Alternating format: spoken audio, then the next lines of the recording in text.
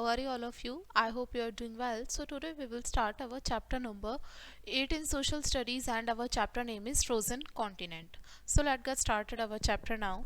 You have already read about the frigid zone. आपने पहले frigid zone के बारे में सुना होगा. In the space given below, write any 9 words that can you feel be used to describe the zone. और यहाँ पर आपको जैसे स्पेस दिया हुआ है, इसमें आपको 9 ऐसे वर्ड्स लिखने हैं जो आप सोचते हो कि इस जोन को डिस्क्राइब करने के लिए इस्तेमाल किए जा सकते हैं. तो चलिए यहाँ पर लिखते हैं. यहाँ पर हम लिख सकते हैं पोलर जोन, ठीक है, आर्कटिक सर्कल,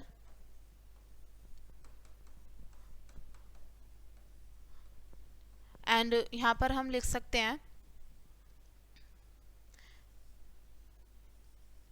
आईसी जोन, और हम यहाँ पर लिख सकते हैं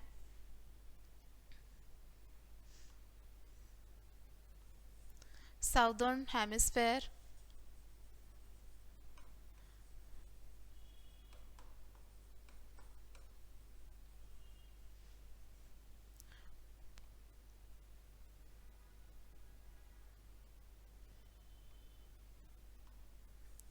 आर्कटिक जोन हम लिख सकते हैं यहाँ पे. तो इसी तरीके से इन वर्ड्स को आपको यूज़ करके ये इसको कंप्लीट करना है, और जो आपको वर्ड्स यहाँ पर समझ में आते हैं इससे रिलेटेड वो आपको यूज़ करने हैं इस जोन को डिस्क्राइब करने के लिए जो हमें बेस्ट लगते हैं. तो चलिए अब अपना चैप्टर यहाँ पे स्टार्ट करते हैं. The frigid zone. The frigid zone is the coldest zone on the earth.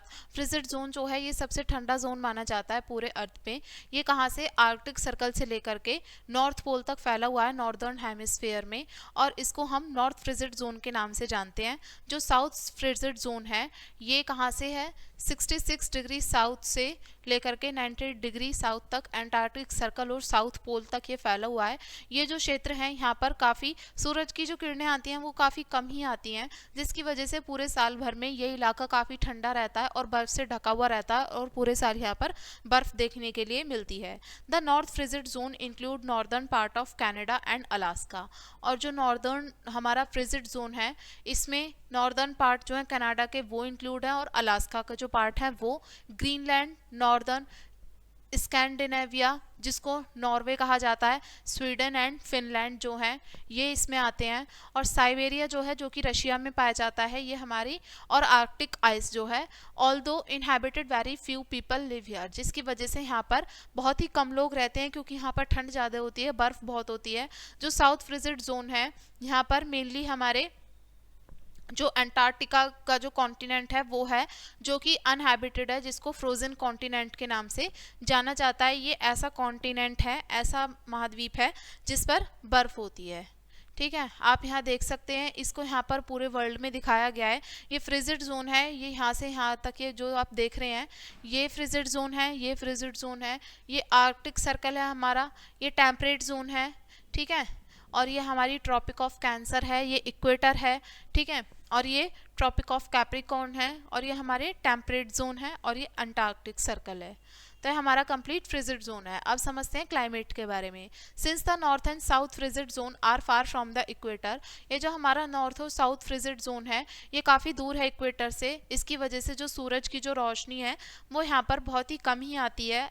इसके रिजल्ट में जो हमारा ये जोन है पूरे साल भर काफ़ी ठंडा रह जाता है, क्योंकि जो हमारी अर्थ है वो अपनी एक्सिस से काफ़ी झुकी हुई है थोड़ी सी. तो इस वजह से जो नॉर्दर्न पार्ट है नॉर्थ फ्रिजिड जोन का और साउथर्न पार्ट जो है साउथ फ्रिजिड जोन का, यहाँ पर लगातार सूरज की रोशनी आती रहती है समर में भी, और and continuous darkness in winter, और लगातार डार्कनेस जो होती है विंटर में वो भी. आगे समझते हैं. ये हमारा ऑरोरा बोरियलिस है ये यहाँ पे, एंड ऑरोरिया ऑस्ट्रेलिस है. देख सकते हैं आप यहाँ पे कैसा देखने के लिए मिलता है. अब आगे वेजिटेशन की बात करते हैं.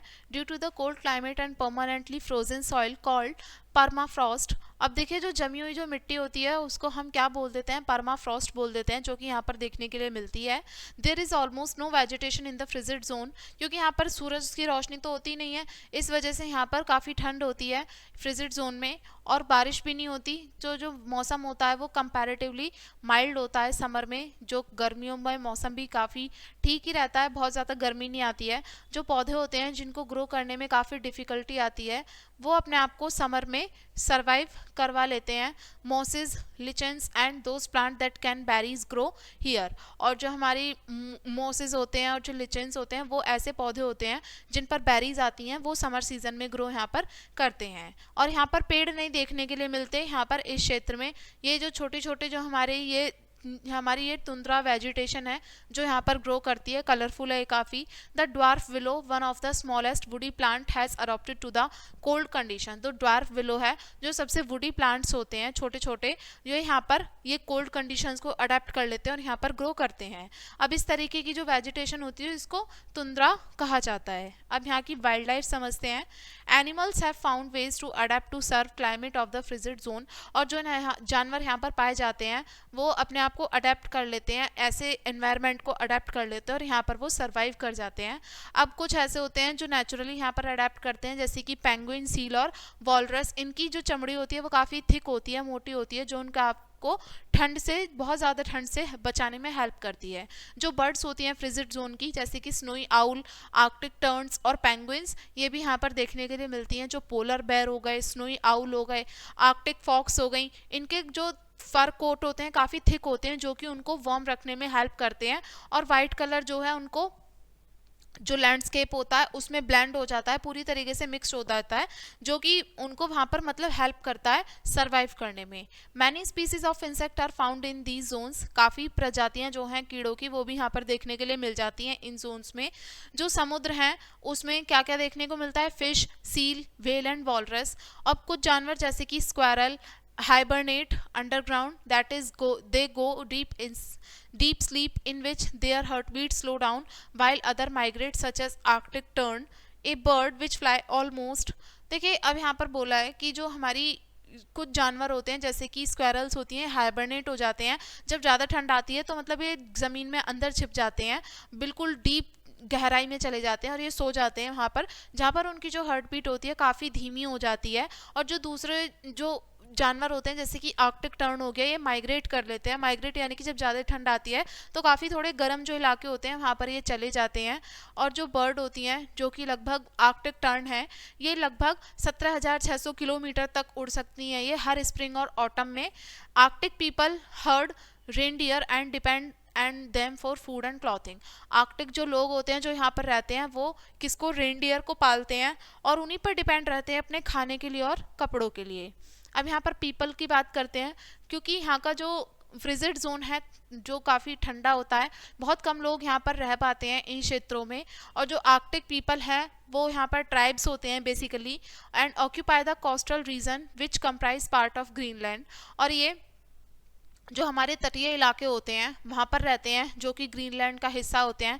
Canada and United state and Russia, ये जो इलाके हैं यहाँ पर ये देखने के लिए मिल जाते हैं।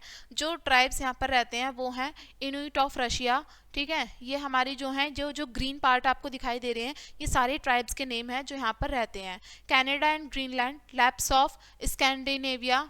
स्कैंडिनेविया जो है ये डेनमार्क, नॉर्वे एंड स्वीडन में ये हिस्सा आता है यहाँ पर। और यहाँ पर ये लैप्स जो है यहाँ पर ये देखने के लिए मिलते हैं, ट्राइब्स जो हैं ये। Yakuts and Chukchis of Siberia, Siberia Russia में है, यहाँ पर ये देखने के लिए मिलते हैं। एंड एल्यूट्स ऑफ अलास्का, अलास्का के एल्यूट्स, एंड इनको हम एस्किमोज कहते हैं। एस्किमोज आप देख सकते हैं ये बेसिकली पीपल्स होते हैं जो बेसिकली ट्राइब्स होते हैं जो ऐसी जगहों पे रहते हैं, उनको एस्किमोज बोल देते हैं। और ये जो होते हैं इग्लूज में रहते हैं, बर्फ से बने हुए घरों में रहते हैं। फिशिंग और हंटिंग जो है इनका मेन ऑक्यूपेशन है। किस किस को हंट करते हैं ये? व्हेल्स को, सील को और वॉलरस को। इसी पर्पज से वो बोट का इस्तेमाल करते हैं जिनको कायक्स बोला जाता है। एंड दे यूज बो, एरो, राइफल एंड हारपून्स। हारपून्स जो होती है एक स्पेशल काइंड की एक स्पीयर होती है जिसका इस्तेमाल करते हैं वो शिकार करने के लिए और स्लेजेस के लिए, यानी कि पानी में आगे इस्तेमाल करने के लिए, चलाने के लिए जो बोट वगैरह होती है। ड्रॉन बाय रेंडियर और husky sled dog as means of transport, जिसको किससे खींचा जाता है? ये जो स्लेजेस होते हैं हमारे, इसको या तो रेंडियर चलाते हैं या फिर जो हस्की स्लैड डॉग्स होते हैं वो चलाया जाता है उनके द्वारा ट्रांसपोर्ट के जरिए, यानी कि ट्रांसपोर्ट की तरह उनको इस्तेमाल करते हैं। लेकिन आज के टाइम पे जो हमारे मॉडर्न स्नो स्कूटर्स हैं, स्नो कोचेज़ हैं, टायरा बसेस हैं, वो इस्तेमाल में लाई जाती हैं कुछ क्षेत्रों में। आप देख सकते हैं ये स्लेज है जिसको डॉग्स के द्वारा पुल किया जाता है। ये हस्की डॉग हैं जो यहाँ पर देखने के लिए मिलते हैं।